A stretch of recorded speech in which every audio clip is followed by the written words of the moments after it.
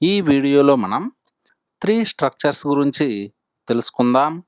అవేంటంటే why don't you, at long last, by chance. మొదటగా why don't you గురించి తెలుసుకుందాం. నువ్వు అలా ఎందుకు చేయకూడదు అని అడగడానికి వై డోంట్ యూను ఉపయోగిస్తాం.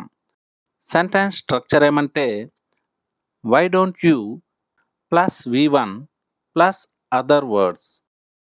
Why don't you ask him, నువ్వు అతడిని ఎందుకు అడగకూడదు అంటే ఇక్కడ నువ్వు అతడిని అడగచ్చు కదా అని సజెషన్ ఇవ్వడానికి why don't you ask him అని చెప్తాం. Why don't you try again అంటే నువ్వు మళ్ళీ ఎందుకు ప్రయత్నించకూడదు, నువ్వు మళ్ళీ ప్రయత్నించవచ్చు కదా. Why don't you come with us, నువ్వు మాతో ఎందుకు రాకూడదు, నువ్వు మాతో రావచ్చు కదా. Next one, at long last అంటే ఎట్టకేలకు లేదా చాలా కాలం నిరీక్షణ తర్వాత. సెంటెన్స్ స్ట్రక్చర్ ఏమంటే at long last plus sentence.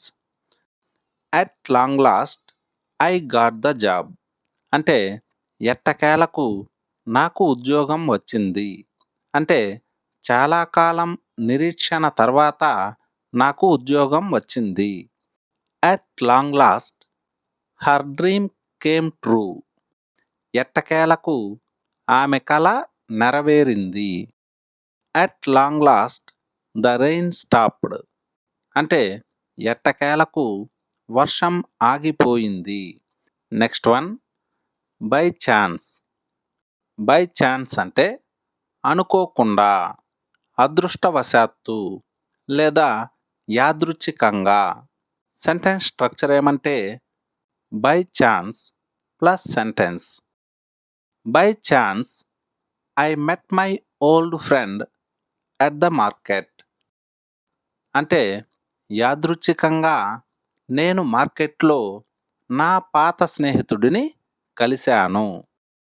By chance they one the match, అదృష్టవశాత్తు వారు మ్యాచ్ గెలిచారు. By chance she found ₹100 note అంటే అనుకోకుండా ఆమెకు ₹100 నోటు దొరికింది.